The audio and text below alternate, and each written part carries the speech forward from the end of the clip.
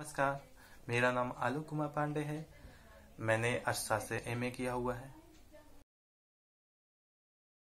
मैं छत्तीसगढ़ के एक छोटे से जिले जसपुर नगर में रहता हूँ। ये जिला छोटा है लेकिन यहाँ के जो दर्शनीय स्थल हैं बहुत ज़्यादा प्रसिद्ध हैं और लगभग छत्तीसगढ़ के से और छत्तीसगढ़ से बाहर से भी कई लोग यहाँ घूमने आते हैं और जो भी घूम कर जाता है वो यहाँ की तारीफ ही करता रहता है।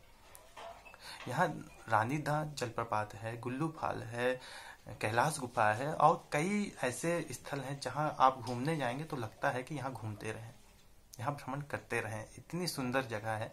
तो मैं एक बहुत ही सुंदर जिले में रहता हूँ। ये मेरी अच्छी नसीब है, समझिए कि मैं यहाँ रहता हूँ। मेरा जो स्कूल है वो नीम गांव में है, जो जसपुर से 9 किलोमीटर लगभग दूरी पर है।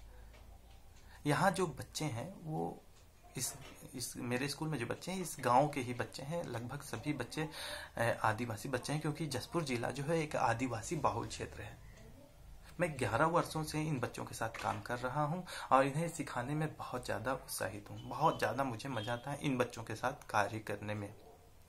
मैं कई गतिविधियों के माध्यम से इन बच्चों को पढ़ाता था। मैं कई टीएलएम भी इस्तेमाल करता था। टीएलएम बनाने में खर्च भी बहुत करता था, क्योंकि बहुत से ऐसे टीएलएम हैं जिनमें बहुत ज़्यादा पैसा लग जाता था, लेकिन बच्चों को सिखाने के लिए मुझे इन टीएलएम को बनाना पड़ता था।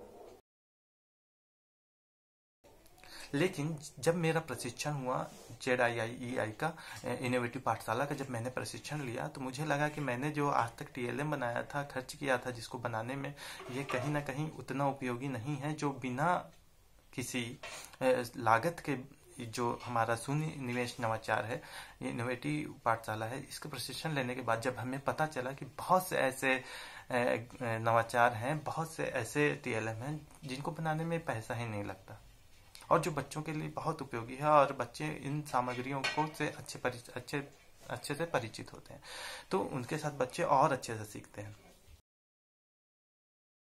इनोवेटिव पाठशाला से जब जुड़ा, जब इसका प्रशिक्षण हुआ तो इसका ऐप भी मैंने इस्तेमाल किया और बच्चों को दिखाया। इसमें कई पाठ्यक्रम उपलब्ध हैं, चाहे छत्तीसगढ़ का हो, उत्तर प्रदेश का हो, झारखंड का हो। तो ये जो हमें सभी प्रकार का पाठ्यक्रम यहाँ उपलब्ध होने लगा। एनसीईआरटी का पाठ्यक्रम भी इसमें उपलब्ध है। तो कई पाठ्यक्रम उपलब्ध हैं, उसमें कई सारे गतिविधियाँ उपलब्ध हैं, बहुत सारे गेम उपलब्ध हैं, ग्रिड गेम वगैरह जो है। तो ये सांप सीढ़ी का जो खेल है, तो इस तरह इतना इसमें इनोवेटिव नवाचार दिया गया है, सुनिवेश नवाचार दिया गया है, जिसको सिखाने से बच्चे आसानी से सीखते हैं, जिसको दिखाते हैं हम और बच्चे सीखते हैं। क्योंकि कोरोना काल चल रहा है तो अभी ऑनलाइन क्लास ही लिया जा रहा है, बच्चों को ऑनलाइन क्लास ले रहे हैं, तो उसके लिए बहुत ज़्यादा उपयोगी सिद्ध हुआ है।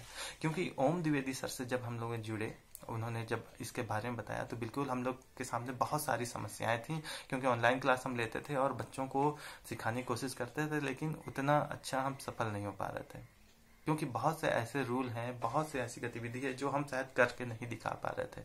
लेकिन जब सर से जुड़े और सर ने हमें बताया कि ऑनलाइन क्लास कैसे लेना है, इसमें बच्चे कैसे भाग लेंगे, बच्चों को कैसे मजा आएगा, ये सब करके सब सर ने बताया। उन्होंने क्लास भी लिया। बहुत ही अच्छा प्रशिक्षण मुझे लगा, क्योंकि इससे पहले मैं कई प्रशिक्षण लिया हूँ लेकिन मुझे उतना सही नहीं लगता था, क्योंकि प्रशिक्षण जो होता है हम बच्चों को तक पहुँचाने की कोशिश करते हैं और कहीं ना कहीं नहीं पहुँचा पाते, लेकिन इसका लाभ हमें लगातार मिलता गया। और सबसे बड़ी बात है कि हर सप्ताह जब सर ने इसका प्रशिक्षण लेते थे तो हम और कुछ सीखते थे। जो हमारा समस्या आता था ऑनलाइन क्लास लेने में, वो सब दूर होते गया। सर ने बहुत ही अच्छा हम लोगों को समझाया।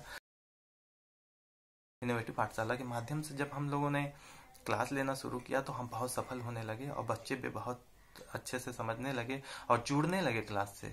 बच्चों को हमारे क्लास का इंतजार होने लगा, तो कहीं ना कहीं मैं सफल होने लगा और मुझे बहुत ही अच्छा लगा। तो मैं इस मंच के माध्यम से, जो मैं वीडियो बना रहा हूँ उसके माध्यम से, अरविंदो सोसाइटी और HDFC बैंक दोनों को बहुत बहुत धन्यवाद देता हूँ, क्योंकि आप लोगों ने मुझे ये मंच दिया है और मैं सीखा हूँ, इससे बहुत कुछ सीखा हूँ और अपने बच्चों को बहुत लाभ पहुँचा रहा हूँ।